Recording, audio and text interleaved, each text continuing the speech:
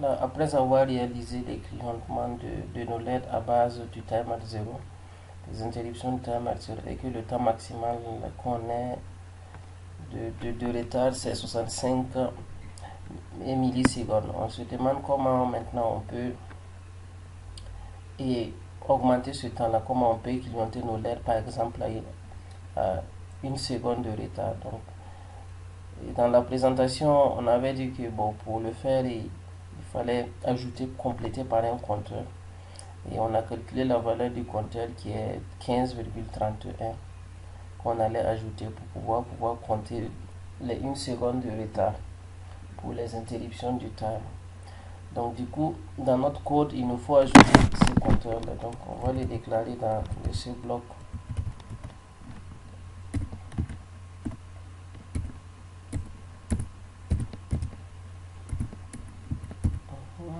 CN NC. Maintenant, on va l'appeler compteur. La variable va s'appeler compteur. Donc, au début de notre programme, après l'initialisation de nos notes, on va initialiser le compteur à 0. Donc, c'est clear file compteur. Donc, maintenant, dès qu'il y a une interruption, on va incrémenter la valeur de notre compteur. Increment file compteur. Maintenant, on doit savoir aussi faire un test pour savoir est-ce qu'on a compté les 15 instructions ou pas. Donc pour cela, on va placer move dans W15. Move littéral du W. 15 en hexadécimal, c'est 0F. Maintenant, move sur. Et on va retrancher W à compteur. Et le résultat sera placé dans W. Maintenant, on va voir est-ce que on a 0, c'est-à-dire au cas où on a fait la soustraction, on tombe sur 0, le registre statut, le bit 0 flag du registre statut sera à 1. Donc on va faire bit test file and Skype if clear, c'est-à-dire si ce bit là est toujours à 0, on va sauter. Donc du coup, c'est le registre status. Et le 0 flag c'est 2. C'est le bit 2 du registre statut. Donc ici on tester le 0 flag.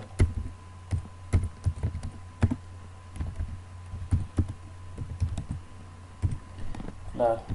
Donc une fois qu'on a fait le test, si il est égal à 1, c'est-à-dire on va faire go to client T. Donc on doit créer ce bloc là maintenant. Au cas contraire, on va faire return file interruption. Maintenant dans clienter, c'est-à-dire c'est là-bas maintenant on va faire le test, soit on va éteindre notre LED, nos LED ou les allumer. Donc dans clienter, on fait la même chose. Mais avant, il nous faut, pour pouvoir faire l'autre clignotement, il nous faut savoir qu'on réinitialise notre compteur. Donc on va faire clear. On doit faire clear file. File, et ça c'est le compteur.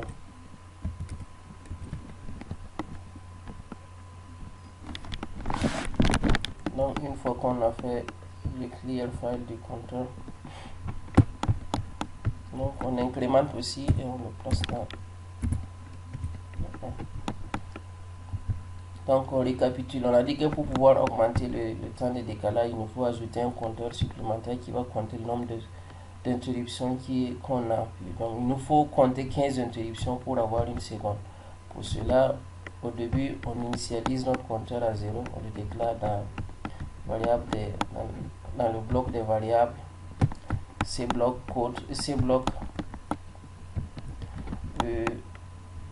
Une fois qu'on a fini, à chaque interruption, on incrémente cette valeur-là de 1. Et on le compare à 15. Une fois qu'on atteint 15, on peut clignoter la lettre. Et dans le clignotement de la lettre, on va remettre le compteur à 0.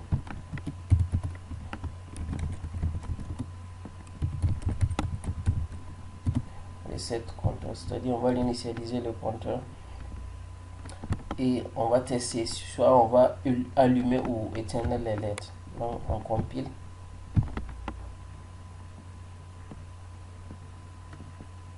Notre programme s'est compilé sans erreur. Donc maintenant on passe pour exécuter pour voir si notre clignotement de 1 seconde fonctionne. Donc on peut remarquer que les LED clignotent, la fréquence de clignotement des LED a réellement changé. Donc comment on va vérifier si on a eu 1 seconde? Donc maintenant on se positionne par exemple sur 100 millisecondes par division. Si on se positionne pour 100 millisecondes par division, on va compter le nombre de carreaux qu'il y a. 1, 2, 3, 4, 5, 6, 7, 8, 9, 10.